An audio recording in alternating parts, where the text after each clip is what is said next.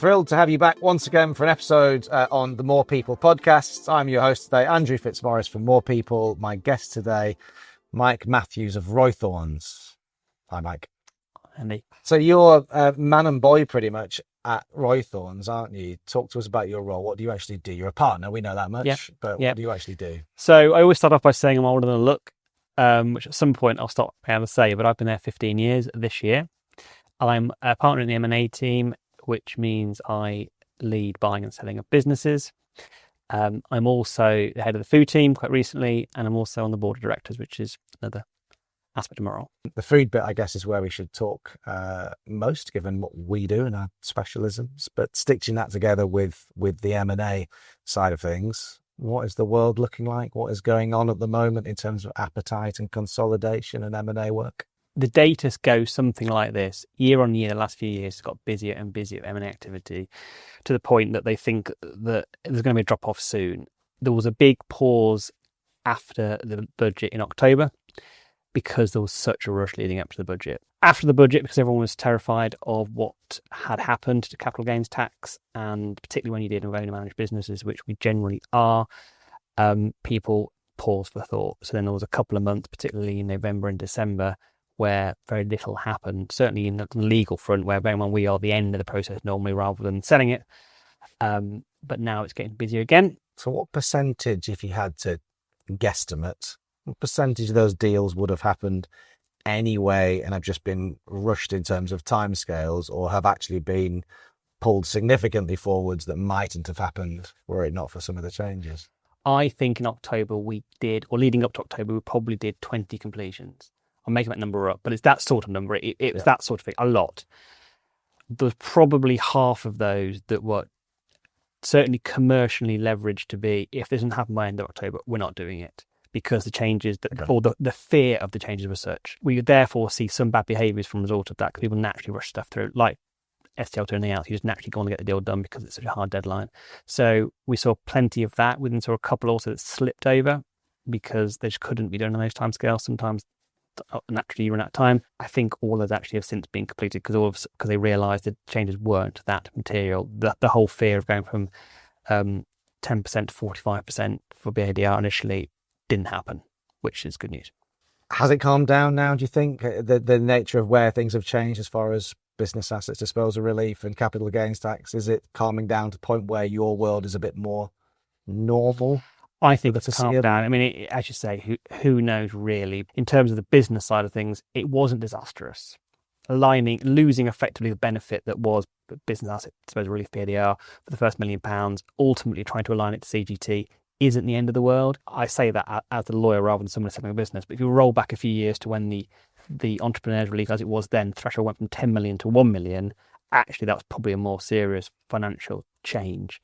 Because people lost £9 million of relief, that was bad news. So I think what is going on to the first £1 million relief, in the grand scheme of many deals we deal with, when we're talking about 10, 20, 30 million pound deals, is a bit moot.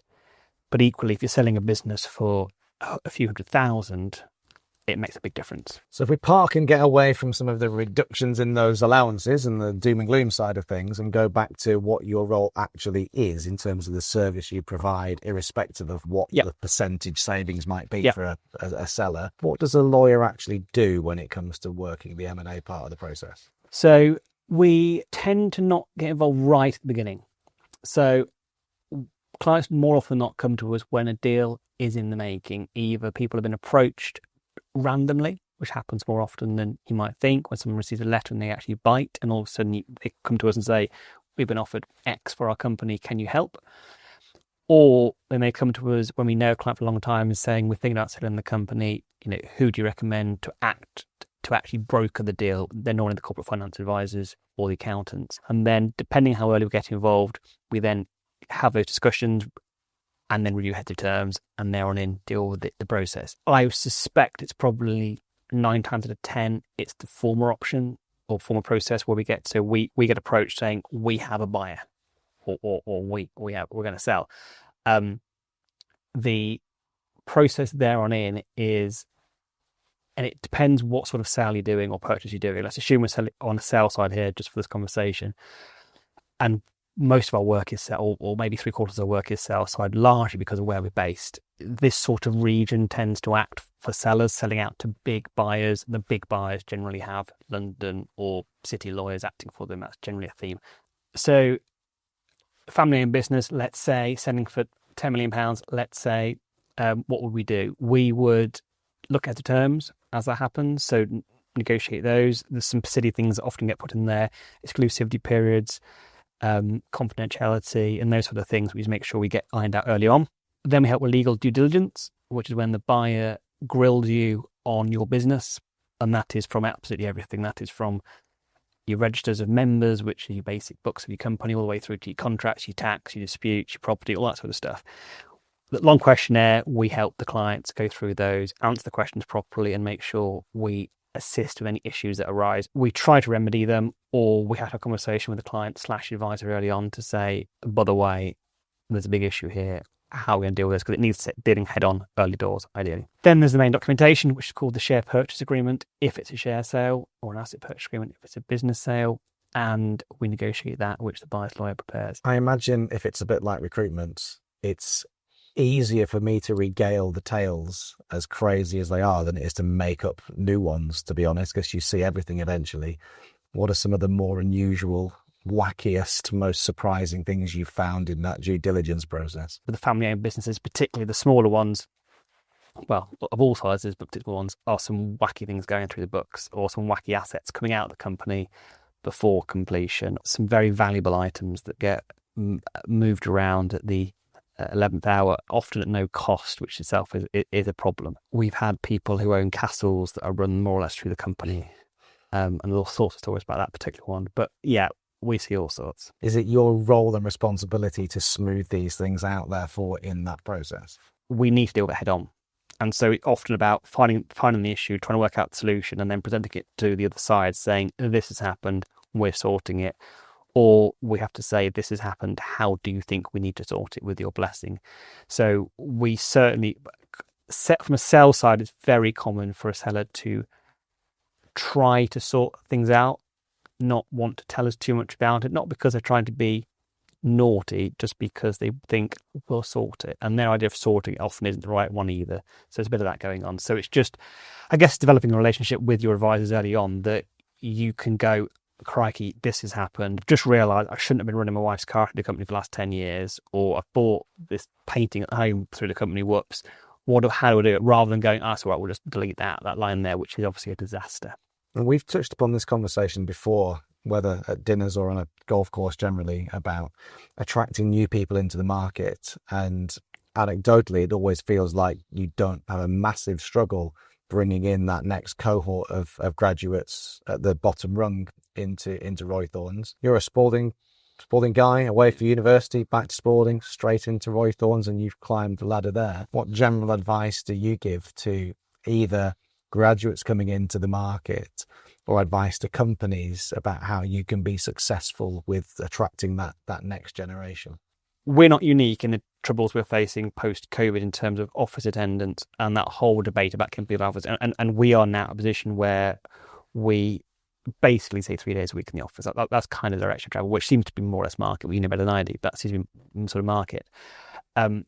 For a period of time, the more junior members of staff who weren't in the office amongst their friends, that I think was a real issue for retention. I think generally we are lucky that we have a fairly down-to-earth group of people in the business all the way through the runs of the hierarchy. No one thinks Spalding is glamorous, because it's not. And I say that's someone who grew up there, my family are there, but it's not the bright lights. But generally people get that. They're there, we pay market rates, we have a nice culture, we have nice benefits, we don't flog people to death, and we like to think people grow up with us and want to be there.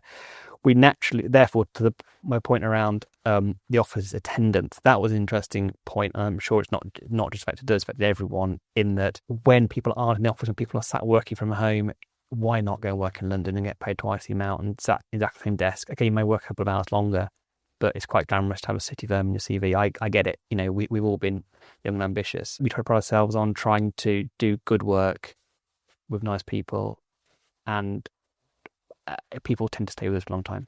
We don't want to be saying you have to come in 5 days a week. That's just not the market. That's not going to wear anyone. But equally, our hearts say it's really cool to be in 5 days a week. Actually, you really benefit from it. But it's that messaging of people believing it, people choosing to respond to that. We're not going to force that, but you kind of hope people realise that's for their gain long term. How much time do you spend with clients as opposed to behind a computer screen doing the paperwork?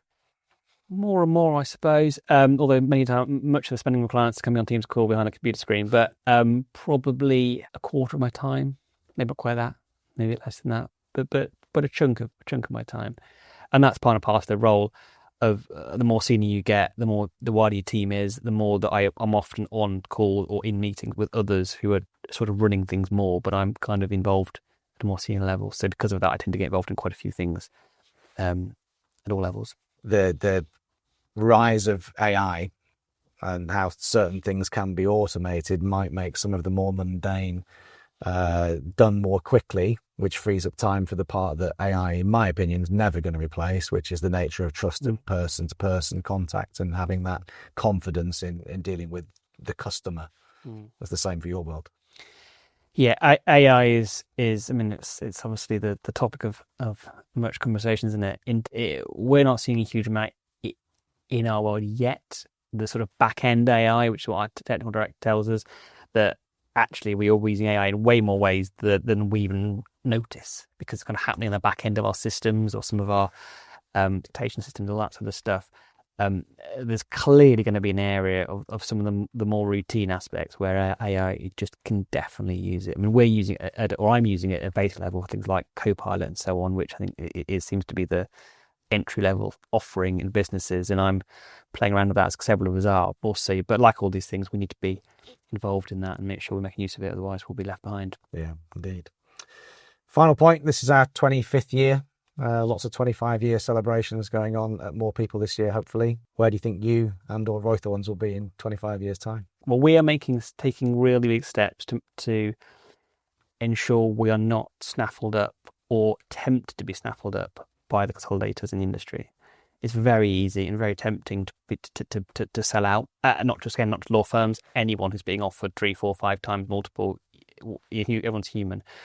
The powers that be before my involvement in anything of this level, it has been to make sure the senior of the juniors are in a position where we are really embedded, and there's no temptation or wish for us to be involved in that. So I would hope 25 years time would be bigger, better, but just as we are now. Well, it'll be fun to watch.